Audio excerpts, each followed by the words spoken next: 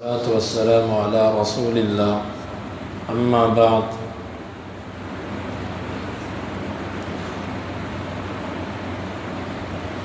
قرآن مجید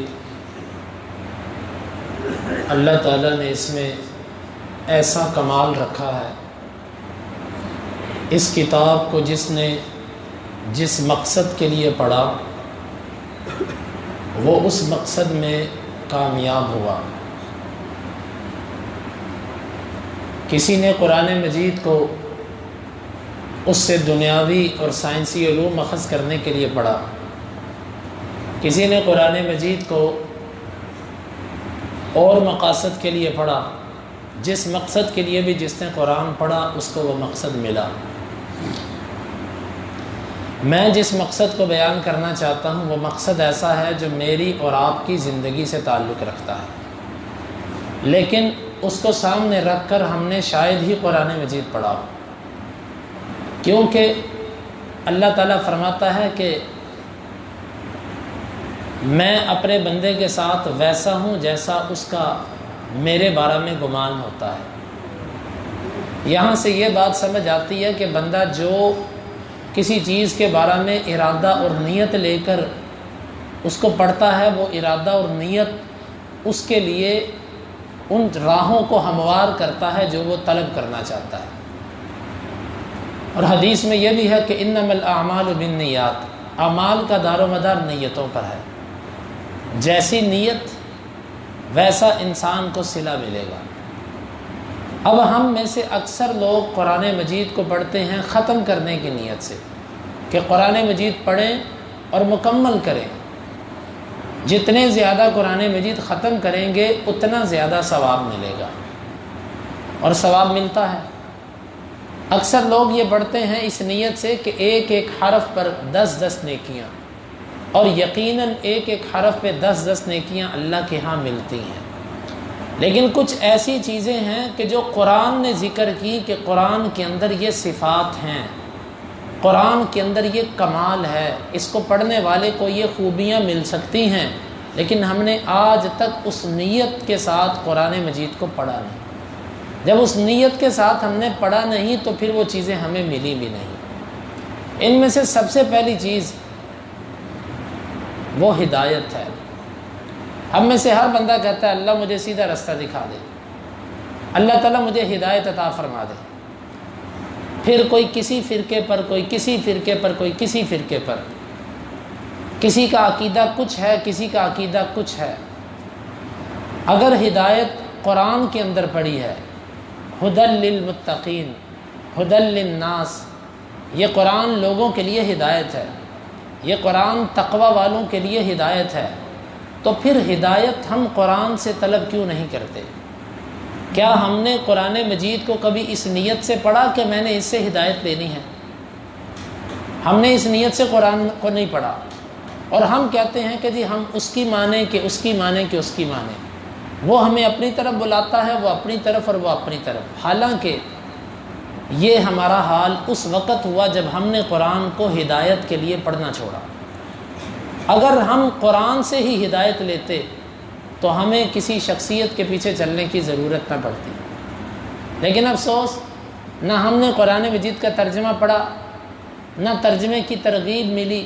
ہم نے تو سمجھا قرآن صرف ایک اجر لینے کی، ایک ایک حرف پہ 10 نیکیاں لینے کی کتاب ہے، ہم نے تو اس لیے پڑھنا ہے۔ میرے محترم بھائیو، قرآن ہدایت ہے۔ کس چیز میں ہدایت؟ ہر چیز میں ہدایت۔ آپ کسی مسئلے میں رہنمائی چاہتے ہیں، آپ کو رہنمائی نہیں مل رہی، وہ آپ کے ذاتی معاملات بھی ہوں، آپ قرآن کو اس نیت سے پڑھیے، قرآن آپ کو ان معاملات کے اندر بھی بصیرت عطا کرے گا۔ تو پہلی خوبی قرآن کی ہدایت ہے، جس کو مسلمانوں نے ترک کر دیا۔ شاید ہی کوئی بندہ قرآن کو ہدایت کی نیت سے پڑھے۔ میں کچھ ایسے لوگوں کو جانتا ہوں جنہوں نے کہا کہ ہم نے قرآن کو ترجمے سے پڑھا، توجہ سے پڑھا، اللہ تعالیٰ نے ہمیں راہ راست دکھا دی۔ تو پہلی قرآن مجید کی خوبی وہ ہدایت۔ دوسری چیز رحمت۔ اللہ نے قرآن کو کہا قرآن رحمت ہے۔ ہم میں سے ہر کوئی کہتا ہے اللہ مجھ پہ اپنی رحمت کر دے، اللہ میں تیری رحمت کا طلبگار، تو مجھے رحمتیں دے دے۔ یہ رحمت کہاں پڑی ہے؟ قرآن میں۔ قرآن رحمت ہے، ہم نے کبھی قرآن کو اس نیت سے پڑھا کہ مجھے اس سے رحمت ملے، یہ سوچ کر ہم قرآن نہیں پڑھتے۔ اسی طرح قرآن مجید کے اندر شفا ہے، وَنُنَزِّلُ مِنَ الْقُرْآنِ مَا هُوَ شِفَاء، قرآن کے اندر شفا ہے۔ شفا دو طرح کی ہوتی ہے، ایک ہوتی ہے جسمانی بیماریوں کی شفا اور ایک ہوتی ہے روحانی بیماریوں کی شفا۔ قرآن دونوں بیماریوں کی شفا ہے۔ جسمانی بیماریاں صحابہ کرام ایک دوسرے کو دم کرتے رہے بیماریوں میں، بہت ساری احادیث آپ نے سن رکھی ہیں علماء سے۔ اور اسی طرح روحانی بیماریوں کی شفا۔ روحانی بیماریاں کیا ہے؟ شکوک و شبہات، وہم، خوف، عبادت میں دل نہ لگنا، اللہ اور اس کے رسول سے محبت نہ ہونا، اور اللہ اور اس کے رسول کی باتوں پر یقین نہ ہونا، یہ سب کی سب بیماریاں ہیں۔ نفاق، شرک، یہ سب کی سب بیماریاں ہیں۔ اس کی شفا کہاں ہے؟ قرآن مجید کے اندر۔ اللہ کی قسم اگر ہم نے قرآن کو شفا لینے کے لیے پڑھا ہوتا، اس نیت سے پڑھتے کہ یا اللہ مجھے شفا چاہیے، مجھے شفا دے دے، میں اپنے اللہ سے یقین کے ساتھ کہتا ہوں کہ آپ کو کتنی مرضی بڑی بیماری ہو، میرے اللہ نے اگر موت نہیں لکھی آپ کے لیے تو آپ کو قرآن شفا دے گا۔ آخر وہ کیا تھا کہ لوگ اس قرآن کو کسی حالت میں بھی ترک نہ کرتے۔ آپ بیمار بھی ہوں جسمانی طور پہ، آپ قرآن کی تلاوت شروع کر دیں ہمت کر کے تھوڑی سی، آپ دیکھیے کہ انشاءاللہ العزیز آپ کے بدن میں قوت آنا شروع ہو جائے گی۔ قرآن کے اندر شفا ہے، لیکن ہم نے اس سے شفا کبھی لی نہیں۔ اور اسی طرح قرآن مجید نصیحت ہے، تذکرہ، انہا تذکرہ، یہ تذکرہ ہے۔ تذکرے کا معنی نصیحت اور یاد دہانی۔ ہم لوگوں سے کہتے ہیں ہمیں کوئی نصیحت کریں، کسی عالم سے ملتے ہیں اور اسے کہتے ہیں نصیحت کریں۔ قرآن خود ایک نصیحت ہے۔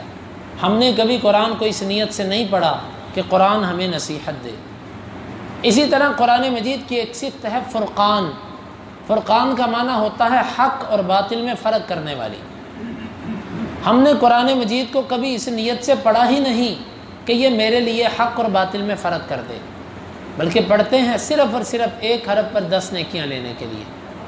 اللہ تعالیٰ نے قرآن کے اندر یہ خوبی رکھی، جو اس کو پڑھتا ہے اللہ اس کو ایسی بصیرت عطا کرتا ہے، ایسی روشنی عطا کرتا ہے کہ اس کے سامنے جو بھی معاملہ آتا ہے وہ فوری طور پر اس میں سے حق اور باطل کو پہچان جاتا ہے۔ یہ وصف کہاں سے ملتا ہے؟ یہ قرآن سے۔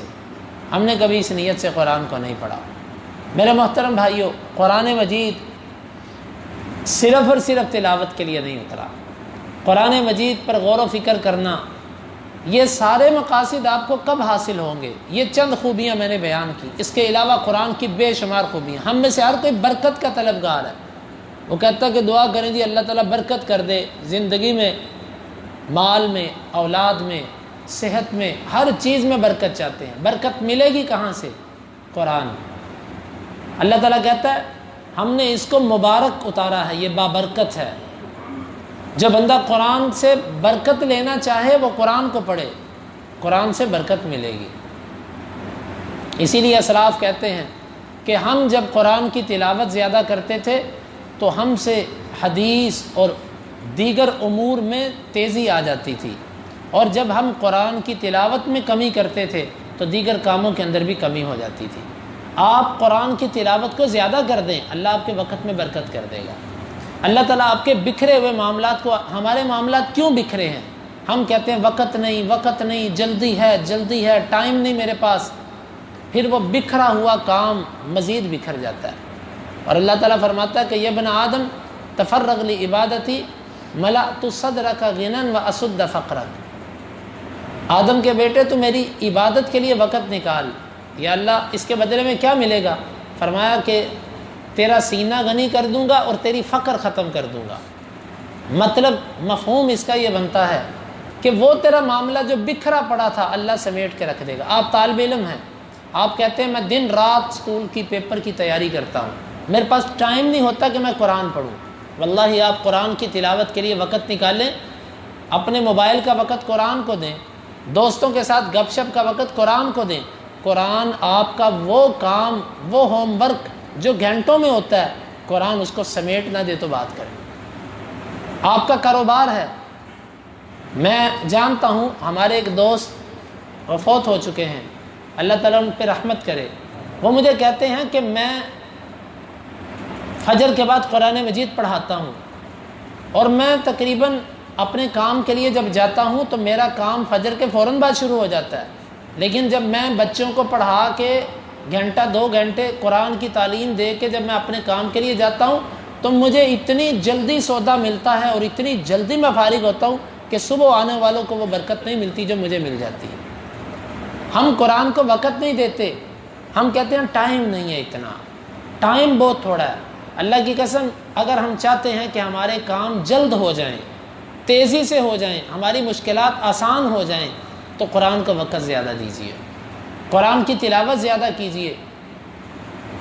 اور اسی طرح قرآن مجید آسان کتاب ہے، آسانیاں پیدا کرنے والی کتاب ہے، پریشانیوں کو ختم کرنے والی کتاب ہے۔ آپ پریشان رہتے ہیں، آپ یہ چاہتے ہیں کہ میرے معاملات آسان ہو جائیں، میرا معاملہ مشکل سے مشکل ہوتا چلا جاتا ہے، جس چیز کو ہاتھ ڈالتا ہوں وہ میرے ہاتھ سے نکلتی دکھائی دیتی ہے۔ آپ قرآن زیادہ کر دیجیے۔ تو میرے بھائیوں، یہ سب چیزیں ہمیں تب ملیں گی کہ جب ہم قرآن مجید کو جب پڑھیں گے تو اس کے سارے فوائد کو سامنے رکھ کے پڑھیں۔ ہم نے اس کے فوائد کو سمجھا ہی نہیں۔ ہمارے ہاتھ کے اندر ایک ایسا سونا ہے جس کو پکڑ کے ہم پھر بھی بھیک مانگ رہے ہیں۔ ہمارے ہاتھ کے اندر ایسا پیالہ ہے کہ جس سے ہماری ہر قسم کی ضرورت پوری ہو سکتی ہے، لیکن ہم اس کو پکڑ کر بھی اس سے فائدہ نہیں لے رہے۔ تو مسلمانوں، بس یہ قرآن ہے کہ جس کو ہم نے ترک کیا اور ہم در در کے سوالی ہوئے، اور صحابہ کرام کے پاس ایک قرآن آیا، صرف ایک قرآن، اور ایک قرآن پر انہوں نے عمل کیا۔ اللہ نے ان کو برکتیں بھی دیں، ایمان بھی دیا، شفا بھی دی، رحمت بھی دی، ہدایت بھی دی، نصیحت بھی دی، فرقان حق اور باطل میں فرق کرنے کی صلاحیت بھی دی، بادشاہت بھی دی، عزت بھی دی، مال بھی دیا، اقتدار بھی دیا، ہر چیز اللہ تعالیٰ نے ان کو دی۔ کیوں؟ ان اللہ یرفع بہذا الکتاب اقواما ویضع بہ آخرین۔ اللہ اس کتاب کے ساتھ کچھ لوگوں کو بلند کرتا ہے، اور اسی کتاب کی وجہ سے، عمل نہ کرنے کی وجہ سے اللہ کچھ لوگوں کو نیچے کر دیتا ہے۔ آؤ میرے پیارے بھائیوں، آج ہم پھر قرآن سے اس تعلق سے جڑیں، اس نیت سے جڑیں کہ اللہ یہ ساری خیر ہمیں دے، لیکن یہ ملے گی کب؟ جب قرآن مجید کو سمجھنے کی کوشش کریں گے، سمجھ کر پڑھیں گے، ترجمے کے ساتھ پڑھیں گے، پھر ہمیں پتہ ہوگا کہ نمازوں کے اندر کیا پڑھا جا رہا ہے، لیکن ہم اس کے لیے بہت کم وقت دیتے ہیں۔ تو اللہ کے لیے، آپ کسی بھی زندگی کے شعبے سے تعلق رکھتے ہیں، آپ عمر کے کسی بھی حصے کے اندر ہیں، آپ قرآن کے لیے وقت دینا شروع کریں اور قرآن کو ان فوائد کے لیے پڑھنا شروع کریں۔ یہ سب کے سب فوائد سمٹ کر آپ کے پاس آ جائیں گے۔ اللہ تعالی ہمیں اس نیت سے قرآن مجید سے فوائد لینے کی توفیق عطا فرمائے۔